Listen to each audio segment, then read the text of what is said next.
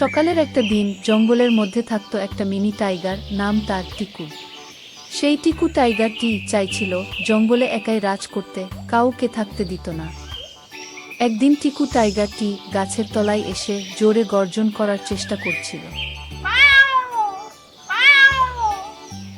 টাইগারটি গর্জন করতে গিয়ে মিউ মিউ গর্জন বেরিয়ে যায়। সে ভাবতে থাকে, এটা কি করে হলো? একি রে বাবা, মিউয়ের গর্জন, কেউ শুনে ফেললে আমার উপর হাসবে তো। ওই গাছটির মধ্যে বসে থাকা বানরটি শুনে ফেলে আর হাসতে থাকে।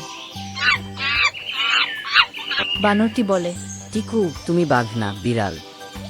টিকু লজ্জায় পড়ে যায় আর বলল, না না, আমি পারবো। হঠাৎ তার পরের দিন একটা রঙিন তোতা পাখি উড়ে এসে বলল, তোমার গর্জন হারিয়ে গেছে, চলো খুঁজে আনি।